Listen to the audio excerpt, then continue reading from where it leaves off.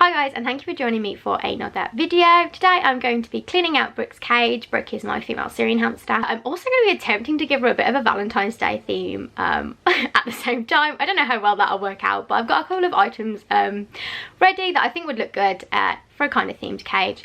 But before I do that, I just wanted to give a quick update on Polo. Between like Christmas and New Year, I did find a tumour on Polo's leg. I did end up thinking it was best to downgrade him, so he's currently in the Samler bin, which is inside his paw hut. I don't think you can tell all that well, but there is a bin cage inside the paw hut for a couple of reasons. One, the lid for the Samler bin was broken and I didn't want my dog being able to get in. I don't think he could get out of there, but I didn't want Sasha getting her head in.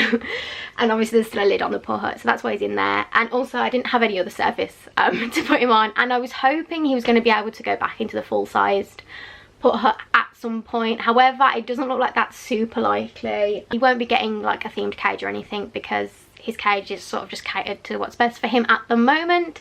But he's on a couple of different like medications and things. Unfortunately, there isn't anything else the vet can do. We did discuss surgery, but it would mean taking off his entire leg, and even then she didn't know whether there'd be like more tumours inside or anything, and it wouldn't like guarantee that he'd be fine afterwards. So we decided to manage it with medication instead, which is what we're doing at the moment. But there is just a bunch of stuff at the side as well, because I actually used the Samler. If you saw in my other video where I did like a cage cleaning routine, I use it to store things in and then to put the hamsters in while I'm cleaning them out. So today Brooke's actually going to have to go in a carry case instead, which I don't think she's going to like too much. But we'll see how it goes. I'll try and clean super quick. But first items I've got ready. Starting off with this garland. I've had this a pretty long time. I bought it from a local pet shop and I'm not sure what brand it is. I feel like it's rosewood. That's just a complete guess. But I'm sure you can find these in some places online. But it's got flowers and hearts, so I thought would work pretty well for the theme. The next thing, I bought some carrot chews. This has nothing to do with Valentine's Day, but they always go down pretty well. So I bought some more of those. I bought this, which is a little loofah flower hanging chew, because you know people get flowers on Valentine's Day, so I thought that would fit.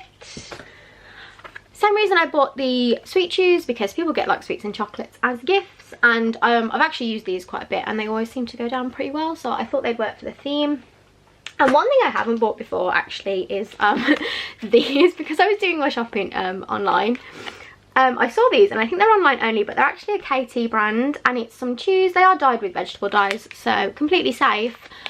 And they look like little emojis, and I thought like the heart face and the winky face would work pretty well for the Valentine's Day theme. So I got some of those because I have no self-control.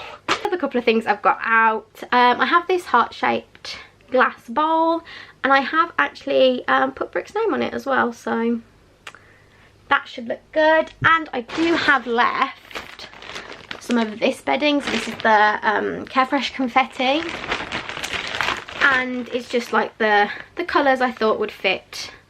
Kind of nice theme. We've got some pinks. This is the worst way ever to show you what's in there. My little stuck for space, but there's pinks and yellows and blues, and I thought it would look good because I'm going to try my best to make it look good. Okay, so here is a quick before. I probably could have done with doing this a little bit earlier because I've already taken a bunch of stuff out. This area is a bit more full. I've basically already taken out the sand bath because I wanted that already cleaned and topped up, because I'm going to try and do this as quickly as possible. A water bottle was there, sorry. That's already been cleaned. Same for the water bowl, because I'm using a different food bowl. I kept the food bowl in here, but it looks like I don't give Brooke any food, but she's just a hoarder. That had food in it last night and she's hoarded it. But this is kind of what it looked like before. You can kind of imagine it was just a nice natural look. There is a little corner cabinet at the back there that's kind of sunk along with the bedding. I do find teabag bedding kind of sinks down a lot. Okay, so I've just taken the lid off and I'm just going to remove literally everything I can find, all the hides, chews, whatever. They're all going to come out, and I'll just like pop them on my desk and see what I want to put back in. Okay, so here it is, pretty much emptied out. There is still this bendy bridge because I'm going to try and keep that like partition in between the different beddings. So I'm going to keep Brooke in here as long as I can, really. So I'll put some of this like bedding in the carrier for whenever she makes an appearance, but I'm going to start sorting through the clean bedding and throwing the dirty stuff away. And there she is, all in the carrier. There is some chewing around here, and that's actually from my first hamster, Bebo, who wasn't the biggest fan of the carrier, which is why I stopped using it. But I'm pretty sure Brick's probably going to have a similar reaction, so let's get cleaning. Okay, so here is all of the clean stuff. It's all been sorted through. And then I've also put the clean sand back as well. I've already managed to get bedding in it, oh my god. So right now I'm going to just top this up with bedding. This is tea bag bedding. It's like my absolute favourite to use. I get mine from Carcraft Pet Supplies. And I'm basically just going to build it up till this bit of the detail will basically like touch the roof, just because I think that's what works best for Brick. And then I might sprinkle a bit of that Carefresh on the top as well. Okay, so Brick is sort of starting to lose her patience in the carrier. She's been in there like only just about 5 minutes. It's a good job that I'm almost done filling the tank. I'm just going to add the Carefresh now. Okay, so because I'd pretty much already filled it with tea bag bedding, there wasn't too much room for the Carefresh, but I have put a little on top. And then just a little path there leading to some in their wooden house. And that's the first thing I've put in, so now I'm going to put the rest of the stuff in. Okay, so I think we are pretty much done. There's a bunch of chews and things. The wheel's back in. The water bottle's back in. I haven't filled the food and water dishes yet. I'll do that in just a second. But I'm just going to scatter around some forage mix. I've put this in like an old ice cream tub. But this is a JR Farm berry leaves one that I bought from Zooplus. Okay, so I think we have the finished cage. So starting at this end, I did move the garland to in front of the wheel just so I think it fits a little better. Put the water bottle back in, and then there's some of the chews. We've got the emoji ones. We've got a sand bath, and just to help her get in and out of that is a bendy bridge. We've got the food and water bowl, that little house at the back, and I've also put some dandelion root in front of it. This chew here was the hanging flower chew, but I just thought it looked awful hanging, so I cut it off and I'm just using it as like a normal loofah chew. And then we have a couple of like natural tunnels, hides, got a ball, some more loofah. This little unicorn chew, which I've had forever and not used, I think it's from Pets at Home. You can see a bit of the forage mix here. Then we have a little ring chew. I get those from the range. This is a little grassy hide, which creates a little window to the front. She'll probably end up like building little tunnels off of it because there are a couple of exits in there, which is nice to see. We've got a carrot, a little log tunnel, bendy bridge, and then a couple of bigger chews just up here in the top corner. This is one that was very nicely given to me by Sophie in our little package swap we did, and I hadn't put it in yet, so I added that to Brick's cage now. And then there is a little suite. So I think it's time to see what Brick thinks. So while I was just popping over to fetch Brick, I did hear a little noise coming from Polo's cage, and he's just having a little drink.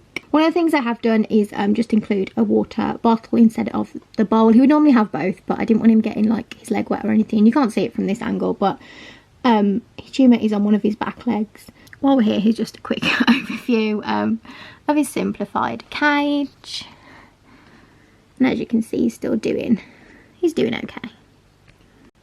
Okay, so here she is, and there you are.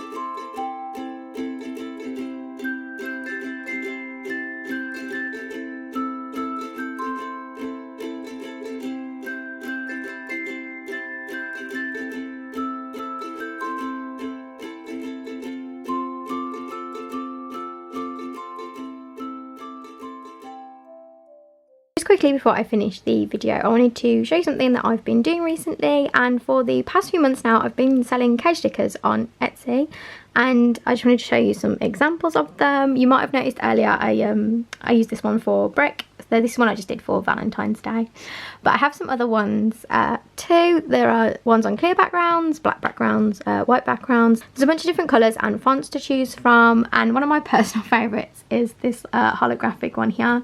Okay, so Brick's having a little bit of food in the back there, but I just want to show you how the sticker works, because they're not actually like sticky like a normal sticker. They actually cling via static. So say you've put your sticker somewhere and you don't like where it is, you can just like take it off. It's not sticky, the cage isn't sticky, and you can, I'm doing it with one hand so I'm going to have to put it at an awful angle, but you can just stick it right back on like that. And then you don't like that one, that's fine, you just take it off and put it there. To be honest, it looked better in the first place, but you get how they work. Yeah, there's a bunch of different colours, fonts. If you wanted to have a look at them, I'll leave the link to my Etsy shop in the description. It's called Bebos by Shelby. Okay, so I think I'm going to leave the video here. I'm actually really happy with how it turned out. All the new stuff I bought I think looks really nice, and I like the bedding, and it's nice to have a bit of colour in there for a change, because as you saw last time it was pretty bland. If you like to do themed cages, let me know which ones you like to do in the comments. I'd be interested to find out, and I'll see you in the next video. Bye.